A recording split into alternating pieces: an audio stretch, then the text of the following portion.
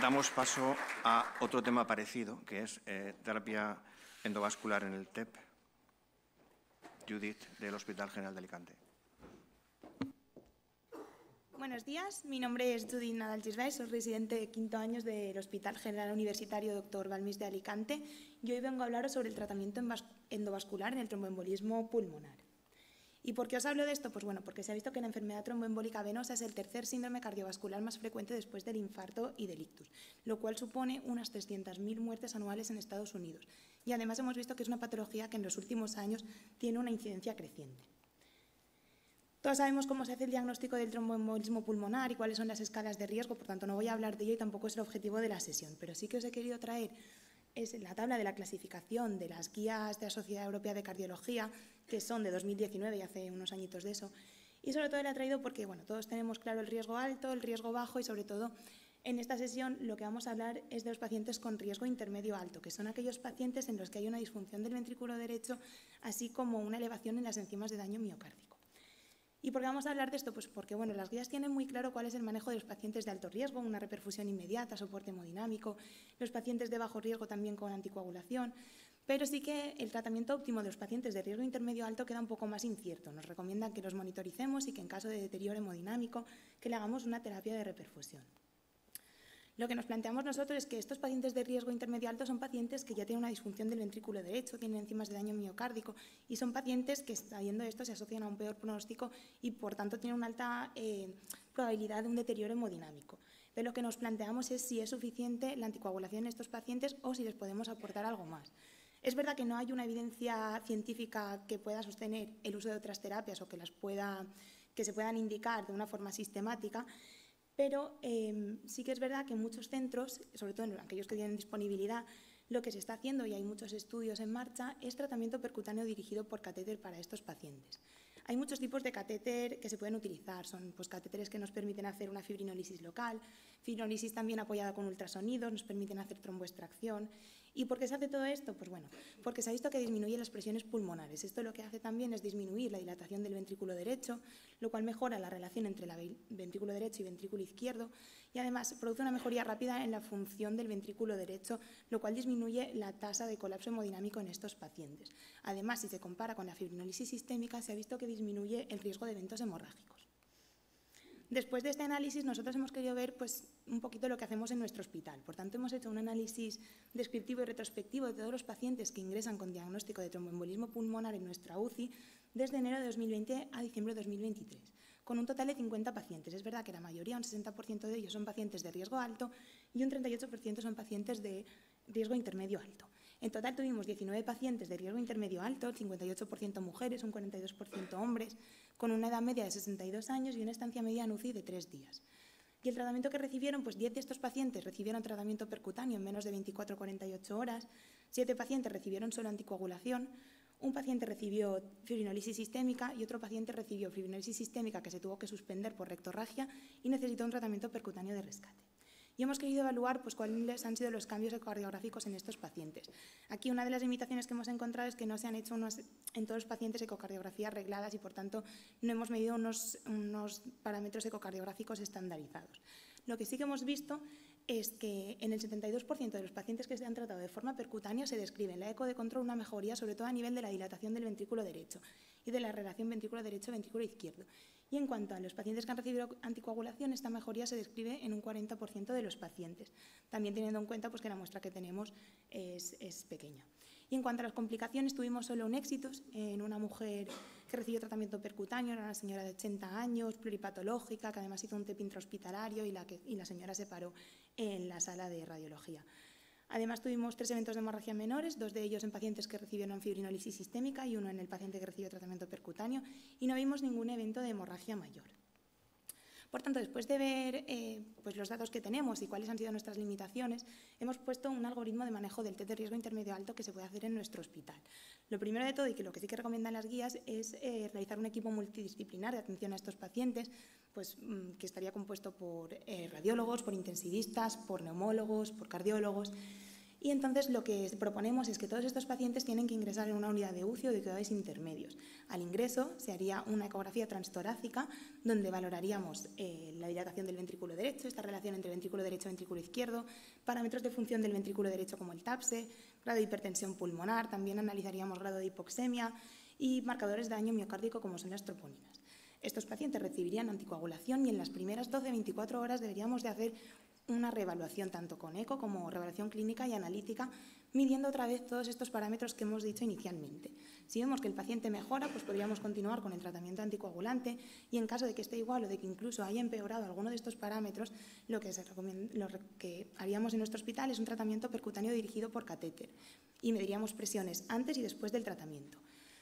En cualquier punto de este algoritmo, si el paciente presenta inestabilidad hemodinámica, haríamos pues lo que dicen las guías. En este caso estaría indicado hacer un tratamiento de reperfusión inmediato, que en caso de que no esté contraindicado sería la fibrinólisis sistémica y en caso de estar contraindicado, tratamiento percutáneo dirigido por catéter. Continuaríamos con la anticoagulación y lo que proponemos también es revisar estos pacientes en la consulta post-UCI al menos a las 4 semanas con una ecografía de control y probablemente más a largo plazo para ver qué resultados vamos teniendo. Por tanto, ¿qué conclusiones hemos sacado de nuestro trabajo? Pues bueno, que existe una tendencia creciente en el uso del tratamiento percutáneo para el manejo de pacientes con tromboembolismo pulmonar de riesgo intermedio alto. Que en nuestra experiencia el uso de estas técnicas percutáneas para el manejo del TEP es seguro y tiene escaso riesgo de complicaciones hemorrágicas asociadas. Que para ello es necesario disponer de un servicio de radiología intervencionista y es cierto que en nuestro hospital disponemos de este servicio durante 24 horas y esto permite establecer protocolos de tratamiento para estos pacientes. Y que, bueno, como hemos dicho inicialmente, realmente no hay una evidencia científica que soporte ahora mismo el uso de estas técnicas de forma sistemática, porque normalmente pues, son estudios pequeños, series de casos y no son estudios tan potentes como para proporcionar esta evidencia. Por tanto, se necesitan más estudios aleatorizados, estudios multicéntricos, que permitan evaluar la eficacia de estos tratamientos también a largo plazo y, sobre todo, ver qué efectos tienen en cuanto a los resultados funcionales de los pacientes y la calidad de vida de ellos. Y bueno, muchas gracias por su atención.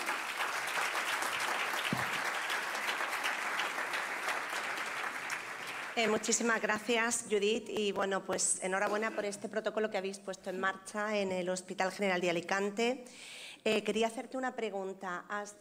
Si no recuerdo mal la diapositiva, creo que has comparado la mejora de los parámetros ecocardiográficos de la trombolisis local con los pacientes que estaban solo anticoagulados, con los pacientes que han recibido. ¿Habéis hecho esa misma comparación con los pacientes que han recibido trombolisis sistémica? Bueno, realmente... O sea, ¿habéis visto si realmente es mejor, hay una mejoría en los parámetros ecocardiográficos de los pacientes que en los que se hace una... ¿habéis comparado eso con la trombolisis sistémica? Que en la trombolisis sistémica de los pacientes de riesgo intermedio alto, además solo teníamos 2 pacientes. 2, vale. Entonces tampoco se pueden sacar conclusiones. Pero sí que es verdad que los estudios, si comparan la fibrosis sistémica con el tratamiento percutáneo, parece que sí que todos, o sea, ambos disminuyen la mortalidad de estos pacientes, pero sí que es verdad que la fibrosis sistémica se asocia a más eventos hemorrágicos y hemorragias intracraneales. Y respecto a eso, que solo en tratamiento intermedio alto, la verdad es que la fibrosis sistémica solo la hemos utilizado en 2 pacientes. Muy bien, pues fenomenal, enhorabuena. ¿Tenéis alguna pregunta en el público, alguna duda? Sí, por aquí tenemos 2, perdona. Tenemos ahí una pregunta y...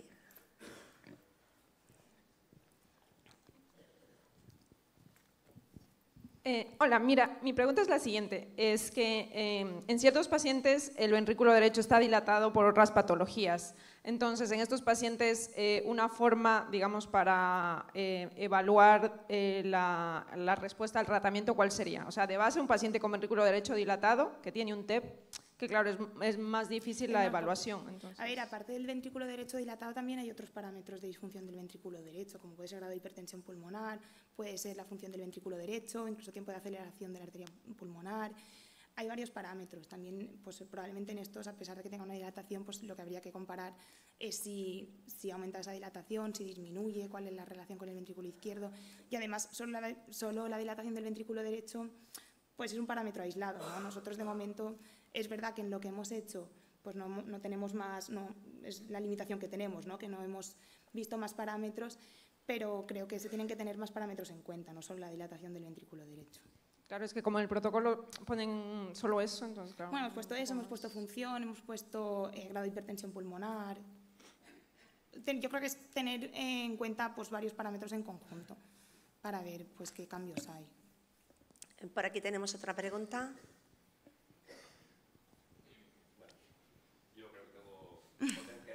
No te creas, no te creas.